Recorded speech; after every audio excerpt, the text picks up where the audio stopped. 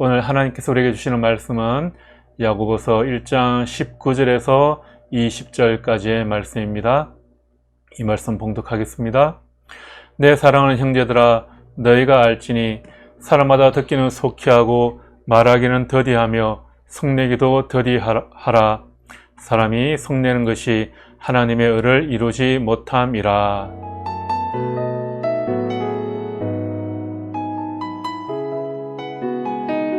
코로나 바이러스로 인해서 교회 현장에서 대면 예배를 드리지 못하고 있습니다. 거리두기 강화 조치가 한 주간 더 연장되어서 당분간 교회에서 함께 모여 예배 드리기가 쉽지 않을 것 같아 보입니다. 야고보서는 당시 교회 지도자인 야고보가 흩어져 있는 그리스도인들에게 보내는 편지라고 말씀드렸습니다. 이들이 흩어지게 된 이유는 로마 제국의 박해 때문이었습니다. 지금은 전 세계가 코로나 바이러스로 인해서 모임을 할 수 없는 그런 처지에 놓이게 되었습니다. 지난 30일에 정은경 중앙방역대책본부장이 이런 말을 했어요. 역설적이지만 코로나19 시대에 연대하는 방법은 모두가 흩어지는 것이며 사람 간 거리를 두는 것이다. 이렇게 말입니다. 코로나19 때문에 교회의 모습도 많이 바뀌게 되었습니다. 교회도 사람들과의 관계를 잘 유지하기 위해서 흩어져 있어야 하는 그런 상황이 되었습니다. 이러한 시험을 당할 때 야고보는 온전히 기쁘게 여기고 인내하라, 그렇게 권면하였습니다. 하나님은 우리에게 온갖 좋은 선물을 주시는 분이시기 때문이다, 그렇게 말씀했죠. 지난 한 주간 성경 말씀을 창세기 출애굽기를 개인적으로 읽었습니다. 읽을 때 탈궁 번역본이라는 성경을 읽었는데요.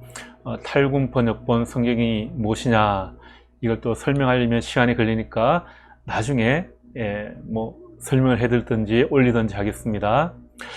탈궁 번역본으로 출애굽기를 읽어가다 보니까 쉐키나라는 단어가 많이 나오더라고요. 히브리 성경이나 한글 성경에는 안 나오는 단어인데요.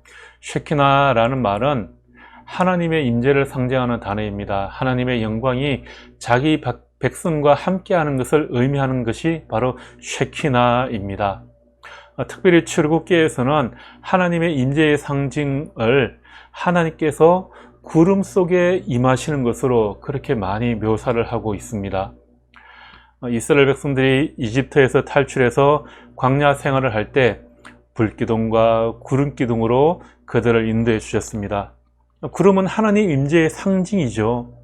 또 계시록에 보면 주님께서 나중에 구름을 타고 오신다, 그렇게 또 표현되어 있습니다.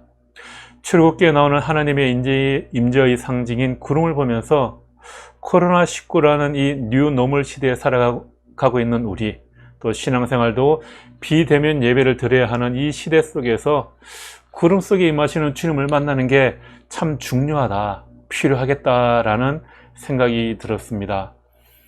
현대 시대를 4차 산업혁명 시대라고 그러잖아요. 이 4차 산업혁명 시대에 제일 중요한 산업 가운데 하나가 바로 클라우드 서비스라는 것입니다. 여러분들 클라우드 서비스 다 아시죠?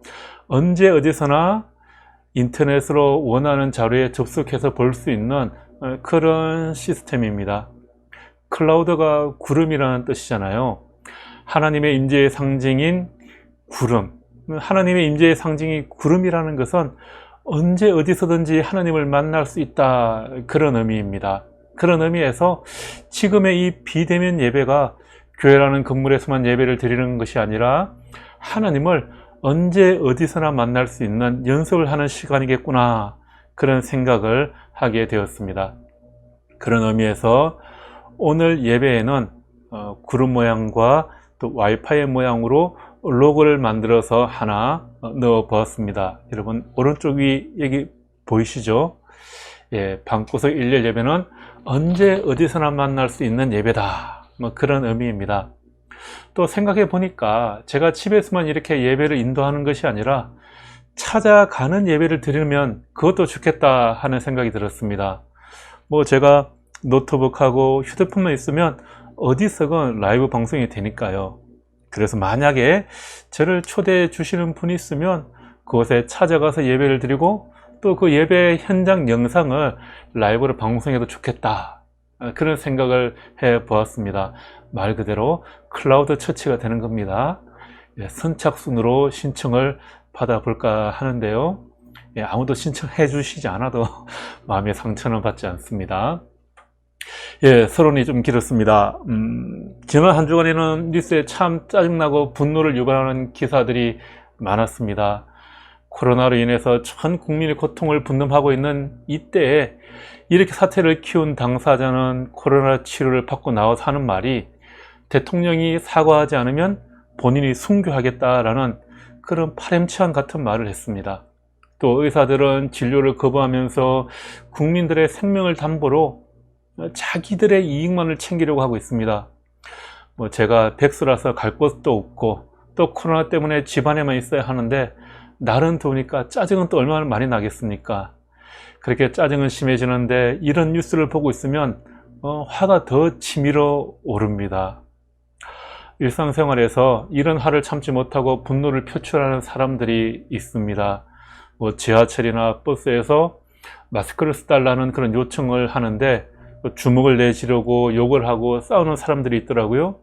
또 운전을 하다 보면 별것도 아닌데 뒤에서 경적을 울리기도 하고 창문을 내리고 욕을 하는 사람들도 있습니다. 또 자기 차를 앞지르게 했다고 끝까지 따라와서 차를 막고 내려서 폭력을 행사하는 사람들도 있어요. 사람들이 왜 이렇게 화를 내게 될까? 사실 코로나19 때문에 화날 일들이 참 더 많아졌습니다. 코로나 전염병으로 사회의 질서와 구조가 바뀌는 이 시기에 우리가 한번 생각해 보아야 할 문제다, 그런 생각이 들게 됩니다. 여러분, 요즘에 참 화낼 일 많죠. 짜증나는 일 많습니다. 코로나로 인해서 직장을 잃어버리고 집에서 나가는 것도 무섭고 또 만나고 싶은 친구도 만나지 못하고 학교에 다닐 수도 없고 뉴스에서 매일 나오는 내용이 무엇입니까? 코로나 확진자가 몇 명이다, 사망자는 몇 명이다, 앞으로 더 심각해질 것이다, 의사 진료 거부 사태, 또 정치적인 문제들, 그런 것들 보면 참 부정적인 뉴스밖에 없습니다. 보통 사람들이라면 이런 것들을 바라보면서 화가 나는 것이 정상적입니다. 지난 주간에 반가운 소식이 딱 한 가지 있었던 것 같아요. 방탄소년단이 빌보드 싱글 차트 핫 100에서 우리나라 가수로는 처음으로 1등을 했다는 겁니다. 그나마 반가운 뉴스였습니다. 화가 나는 것은 잘못이 아닙니다. 잘못된 것, 악의 문제에 대해서는 화도 내고 분노를 해야 됩니다. 모든 문제를 다 참으라는 것은 아닙니다.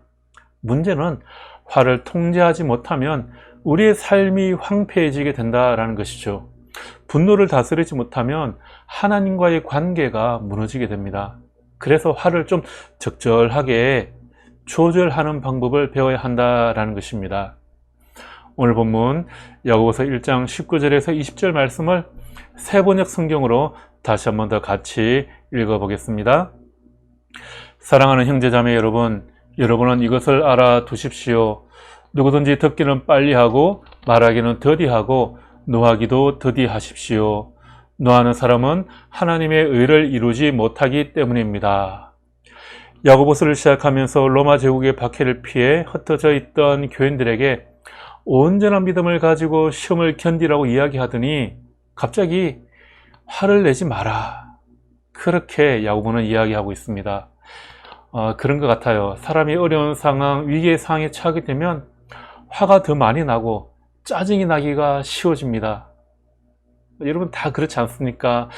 자기가 잘못해서 이런 상황에 빠진 것도 아니잖아요. 또 외부의 환경 때문에, 다른 사람 때문에 내가 어려운 상황에 처하게 되면 더 분노를 많이 하게 됩니다. 당시 그리스도인들의 마음도 이렇지 않았을까요? 이럴 때 분노를 다스리라, 이렇게 말씀하고 있습니다. 내 안에 있는 분노를 다스리지 못하면 하나님의 의를 이루지 못한다고 합니다. 무슨 말입니까? 분노를 다스리지 못하면 결국 내 마음, 자신의 마음이 황폐해지기 때문입니다. 내 안에 있는 분노를 다스리지 않으면 결국 하나님과의 관계가 깨지게 된다, 그런 말입니다. 창세기 4장에 보면 화를 참지 못하고 분노를 폭발시켜서 하나님과의 관계가 깨진 그 가인에 대한 이야기가 나오지 않습니까? 가인과 아벨은 인류의 조상인 아담과 하와의 아들들이었습니다. 세월이 지난 후에 가인과 아벨은 그동안 자신들이 수고하여 가꾼 것을 하나님께 바쳤습니다. 이것이 그들이 하나님께 드리는 첫 번째 제물인지 아니면 예전에도 제물을 드렸었는데 이 사건만 성경에서 기록하고 있는지 정확히는 알 수 없습니다. 어쨌든 가인은 농사를 지었기 때문에 땅에 솟한 곡식을 하나님께 바쳤고요. 아벨은 양을 치는 자였기 때문에 어린 양과 그 기름으로 제물을 드렸습니다. 그런데 이상하게도 하나님께서는 아벨의 제물은 받으시고 가인의 제물은 받지 않으셨다는 것이 이 이야기의 내용입니다.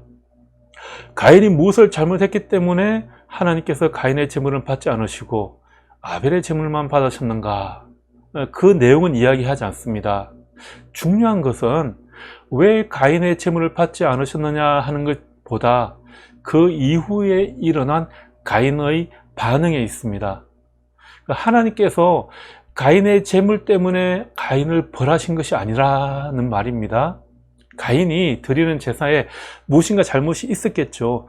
문제는 그 이후 가인의 태도에 달려 있습니다. 그가 그만 화를 내고 만 것입니다. 하나님께서 자신의 제사를 받지 않으신 것 때문에 가인은 몹시 화가 나서 얼굴빛이 변했다고 그래요. 그리고 그 분을 참지 못하고 동생 아벨을 들로 데리고 나가서 쳐 죽이고 성경에서 최초의 살인자가 되고 맙니다. 가인과 그가 바친 제물을 하나님께서 바치지 않으시자 가인은 몹시 화가 나서 얼굴빛이 달라졌습니다. 가인은 아마 그랬던 것 같아요. 자기가 하나님께 드리는 제물을 하나님께서 당연히 받으실 것이라 생각했습니다. 그런 하나님께서 장자를 사랑하시니까 장자가 하는 모든 것들은 다 인정해 주실 것이다, 그런 생각을 했습니다. 하와는 가인을 낳고는 내가 여호와로 말미암아 득남하였다, 하나님께서 아들을 주셨다, 이렇게 말합니다. 가인이라는 이름의 뜻은 만드는 자, 창조자, 또 소유자라는 의미가 담겨 있습니다. 그러니까 가인은 이름 그대로 장차 물질적인 복을 누릴 사람이었습니다. 아담과 하와 집안의 말 그대로 복등이라는 것입니다. 반면에 둘째 아들의 이름 아벨의 뜻은 거품, 무, 없을 무, 아무것도 없다라는 것입니다. 본문에서도 아벨은 이름만 등장하지 별로 중요한 인물로 묘사되지 않습니다. 아벨은 말 그대로 정체가 없는 아무것도 아닌 존재입니다. 가인은 자기가 하는 모든 것을 하나님께서 다 인정해 주실 것이라 생각했습니다. 그러니까 자신과 자신의 재물을 하나님께서 받아주시지 않는 것에 대해서 가인은 화가 몹시 났던 것입니다. 생각해보면 가인이 화가 좀 날만도 합니다. 자신의 제사 향기가 뭉게구름처럼 하늘 높이 올라가 하나님께서 받아주셔야 하는데 그 반대로 되어버렸습니다. 아벨의 제사는 하나님께 올라가고 자신의 것은 땅바닥에 그대로 남아 있습니다. 가인은 자신의 재물이 거절된 것을 알고 화가 나게 된 것이죠. 그는 하나님에게 화가 나고 동생에 대해서는 또 시기심과 질투가 생겼습니다. 그래서 그의 안색이 붉게 변하게 됩니다. 자신의 재물을 반겨주지 않는 하나님이 원망스러울 수도 있고요, 또 자신보다 늘 못하다고 여겼던 동생의 재물을 하나님께서 반겨주시는 것을 보고 이 아벨의 꼴이 보기 싫어서 얼굴이 벌겋게 변했을 수도 있습니다. 그러나 주님께서는 마음속에 그렇게 분노하고 좌절하고 화가 나 있는 가인을 권면하고 위로하십니다. 창세기 4장 6절 7절 말씀에 이렇게 말씀하고 있습니다. 주님께서 가인에게 말씀하셨다. 어찌하여 내가 화를 내느냐? 얼굴빛이 달라지는 까닭이 무엇이냐? 내가 올바른 일을 하였다면 어찌하여 얼굴빛이 달라지겠느냐? 내가 올바르지 못한 일을 하였으니 죄가 너의 문에 도사리고 앉아서 너를 지배하려고 한다. 너는 그 죄를 잘 다스려야 한다. 여러분, 이 구절은 주님께서 가인을 호되게 꾸짖거나 혼내는 장면이 아닙니다. 그것보다는 가인을 위로하고 그 마음을 회복하라고 권면하는 내용입니다. 내 아들아, 지금 네가 그렇게 슬퍼하고 화내고 낙담할 이유가 없지 않니? 너에게 새로운 제사의 기회가 얼마든지 있어. 주님은 이렇게 그의 잘못된 점을 이야기하면서 그 잘못을 고치라는 것입니다. 가인아, 그런데 왜 그렇게 화를 내고 있니? 얼굴빛이 왜 그렇게 달라져 있어? 너는 왜? 이렇게 말씀하시면서 화낼 이유가 없어. 너의 신앙을, 너의 마음을 좀 먼저 살펴봐. 이렇게 말씀하고 계시는 것입니다. 하나님께서는 지금 가인이 하나님께서 기쁘게 받으실 만한 제사를 드리지 못했다고 혼이 나야 한다고 책망하고 계시는 것이 아니라는 거죠. 하나님께서는 자신의 제사를 받아주시지 않는 것 때문에 분을 내고 동생과의 비교의식 때문에 안색이 변해 있는 가인이 이것 때문에 다른 더 큰 죄를 범하지 않도록 권면하고 있는 것입니다. 그래서 하나님께서 이렇게 말씀하시죠. 내가 올바르지 못한 일을 하고 있으니 죄가 너의 문에 도사려고 앉아서 너를 지배하려고 하고 있다. 이렇게 말씀하고 계십니다. 죄가 너의 문에 도사리고 있다. 여러분, 죄가 문 앞에 엎드려 도사리고 있다라는 그 모습을 한번 상상해 보십시오. 참 무서운 모습이지 않습니까? 이 모습은 이렇게 묘사하면 좋을 것 같아요. 사나운 늑대가 양의 우리 앞에, 문 앞에 딱 도사리고 앉아 있는 겁니다. 그래서 양우리의 문이 열기만을 기다리고 있는 것. 그래서 양이 나오면 양을 잡아먹기 위해서 잔뜩 웅크리고 있는 그 모양새입니다. 문이 열리기만 하면 즉시 달려들어서 양을 잡아먹기 위해 발톱을 세우고 준비가 되어 있는 자세. 그 자세가 바로 문 앞에 죄가 도사리고 있는 것입니다. 지금 화가 나서 그 분을 참지 못하고 있는 가인의 그 마음의 문 앞에 죄가 그런 모습으로 기다리고 있다는 것이죠. 하나님께서는 가인에게 이렇게 말씀하시는 겁니다. 만약 네가 지금 마음의 분노를 다스리지 못하면 죄가 늑대처럼 너를 먹이로 노릴 것이야. 죄는 지금 가인의 마음의 문 앞에 잠복하고 있습니다. 지금 배고픈 늑대처럼 죄가 언제든지 가인을 덮칠 준비를 하고 있습니다. 빈틈이 보이기만 하면 가인을 덮칠 것입니다. 마음의 분노는 사탄에게 그런 기회를 주게 된다라는 것입니다. 하나님께서는 가인에게 그렇게 가인이 처한 위험을 말씀하신 후에 해결책을 말씀해 주시죠.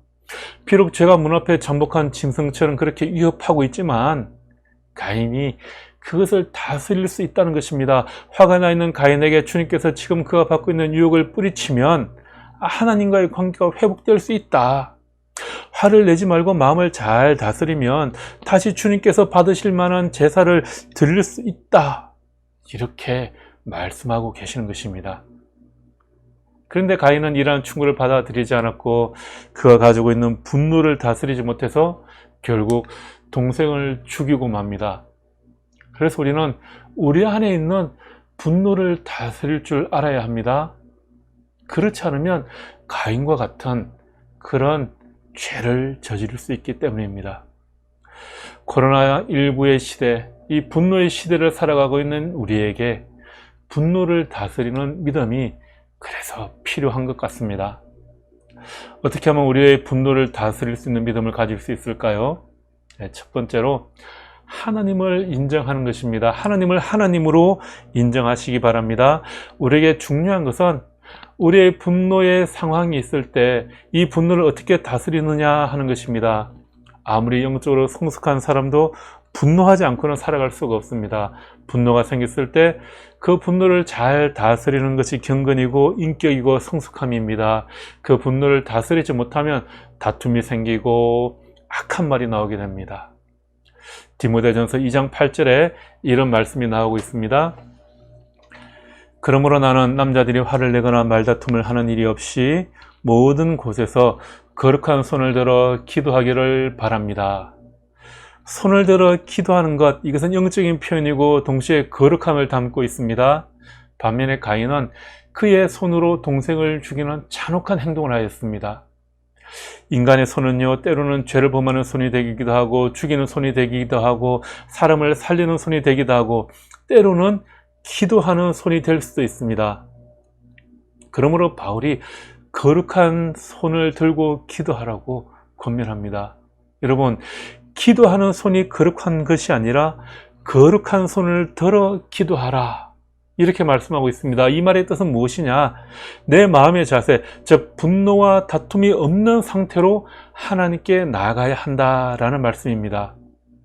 결국 우리가 거룩해지는 것은 내 안에 있는 이 분노와 입을 어떻게 다루느냐 하는 데 달려 있습니다.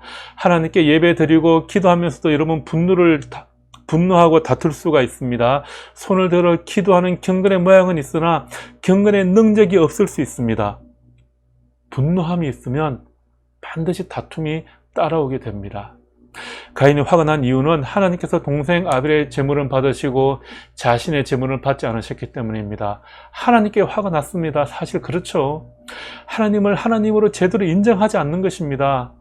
그래서 차마 하나님께는 화를 내지 못하고 아무 죄 없는 동생 아벨에게 화풀이를 하였습니다. 가인의 행동을 보면서 우리의 행동 중에 참 많은 부분에서 화를 참지 못해 죄를 짓는 경우가 있음을 보게 됩니다.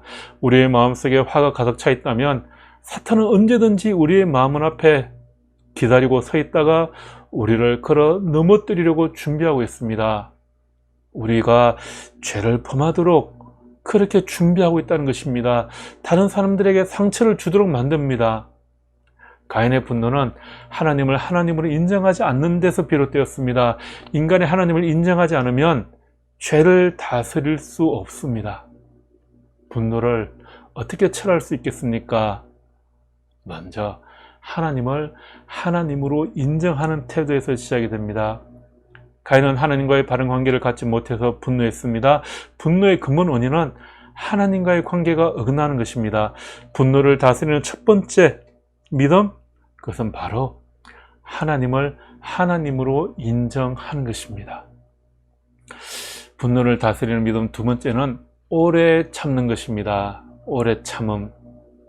예수님이 그의 제자인 야고보와 그의 형제 요한을 부르실 때 보아너게 곧 우리의 아들이란 이름을 더하여 주셨습니다. 아마 그들의 성격이 급하게 화를 내는 그런 과격한 성격이었던 것 같습니다. 한 번은 예수님과 함께 사마리아를 지날 때 이 사마리아 사람들이 예수님의 일행을 환영하지 않았습니다. 그러자 야고보와 요한이 우리의 아들답게 분노해서 그 마을에 불의 심판을 내려달라고 그렇게 예수님에게 말하죠. 그때 예수님께서 그들을 오히려 책망하셨습니다. 이렇게 분노의 사람이었던 요한은 점점 사랑의 제자로 변해갑니다. 그가 쓴 것으로 알려진 요한복음과 요한서신들은 반복적으로 사랑에 대해서 이야기하고 있습니다. 서로 사랑하라, 계속해서 그렇게 권면을 합니다. 무엇이 이 분노의 사람에서 사랑의 사람으로 변할 수 있게 했을까요?